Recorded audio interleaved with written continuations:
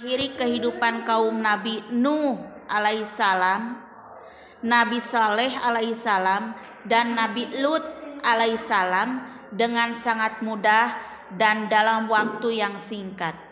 Melalui azab dan musibah orang-orang yang kafir kepada Nabi Nuh alaihissalam telah binasa.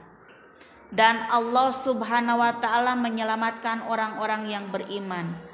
Proses kematian umat ketika itu melalui air bah yang datang dari berbagai arah dan merendam orang-orang kafir hingga binasa. Seluruh kehendak dan ketetapan Allah subhanahu wa ta'ala yang terjadi pada kita bertujuan untuk kebaikan kita. Termasuk kematian manusia bertujuan untuk kenikmatan manusia itu sendiri. Seandainya manusia hidup sampai hari kiamat, maka akan menjumpai kehidupan yang membosankan. Jasad semakin tua, banyak penyakit yang bersarang sehingga akan menyiksa manusia itu sendiri. Bahkan bumi itu akan penuh sesak dengan manusia. Itu alasannya umur manusia tidak terlalu panjang. Lahir sekarang seumpamanya manusia, meninggalnya nanti kiamat. Tidak seperti itu. Kenapa? Tujuannya seluruh dunia, kalau seluruh manusia meninggal pada hari kiamat, seluruh dunia akan sesak katanya di sini. Dan manusia akan menderita. Terlalu panjang umur akan menderita. Semakin tua semakin banyak penyakit. Kesal di dunia. Ya Allah, ya Mumit, Engkau zat yang menghidupkan dan mematikan. Tuntunlah kami dengan taufik, rahmat dan hidayahmu untuk menjalani kehidupan ini dengan iman dan amal soleh. Dan matikanlah kami dalam husnul khotimah. Meninggal itu ada yang husnul khotimah, ada yang su'ul khotimah. Begini ada dongengnya. Dua orang laki-laki kakak adik. Katakan si A dan si B. Si A itu orang soleh. Biasanya tinggal di masjid selamanya. Itikaf di masjid.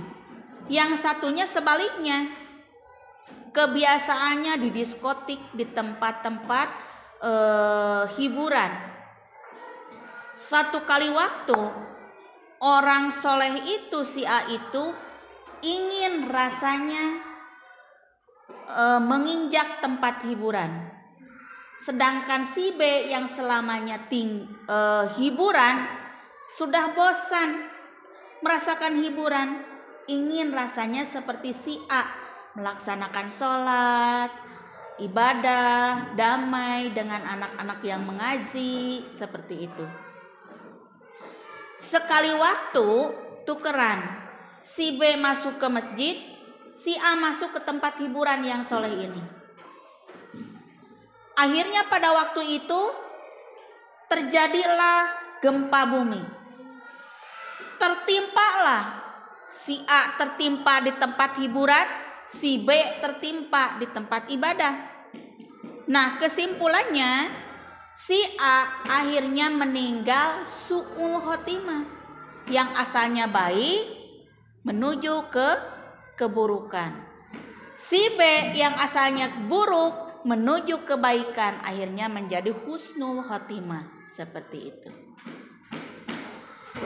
Lanjut, hikmah mengimani al-mumit. Allah subhanahu wa ta'ala memiliki sifat al-mumit. Al-mumit itu apa artinya? Maha mematikan. Kalau al-muhyi, maha menghidupkan. Nanti suka ada soal, apa artinya al-muhyi, apa artinya al-mumit, nanti diulangan. Atau maha menghidupkan adalah titik-titik, A al-mumit, B al-muhyi, C al-rahim, dan lain sebagainya. Kalian harus tahu itu kepastian. Al-mumit ini maha menghidupkan atau maha mematikan, kalian harus jelas. Zat yang maha mematikan, Al-Mumit itu. Ada banyak hikmah atau manfaat memahami dan menghayati sifat Allah Al-Mumit, sehingga dapat mengamalkan dalam perilaku sehari-hari. Di antara hikmah mengenai sifat Allah Subhanahu wa taala Al-Mumit adalah A. Mengekang hawa nafsu supaya tidak melanggar larangan-larangan Allah Subhanahu wa taala. Kita harus ingat kepada mati.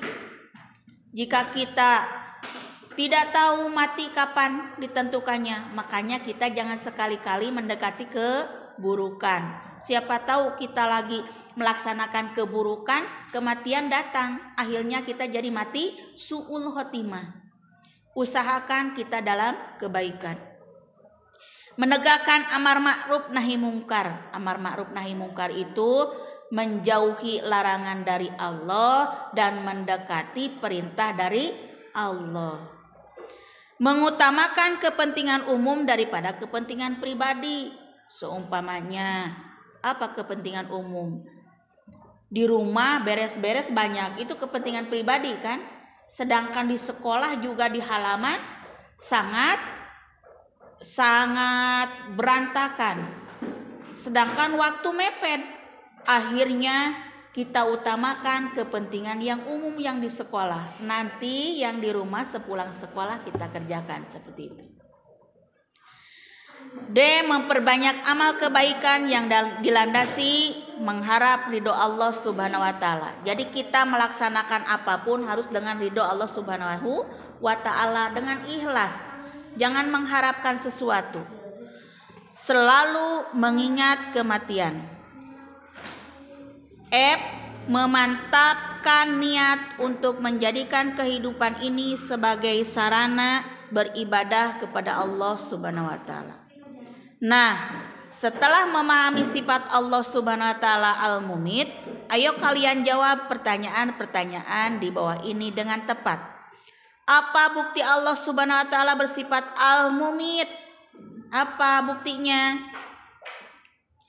Bahwa seluruh makhluk yang hidup akan meninggal. Apa pengaruh sifat Allah Subhanahu wa taala terhadap sikap kalian? Nanti di rumah ini kalian isi ya. Mengapa Allah Subhanahu wa taala mematikan makhluk hidup? Tadi ada tujuannya untuk apa? Allah Subhanahu wa taala mematikan makhluk hidup. Pertama, jika manusia hidup selamanya, dunia ini akan sesak. Dan jika manusia meninggalnya hari kiamat, manusia itu akan menderita, karena semakin panjang umur semakin banyak penyakit. Pak Ali, 1 jam yang lalu lewat depan rumahmu. Sekarang ada berita Pak Ali meninggal dunia. Apa pendapatmu dengan peristiwa tersebut?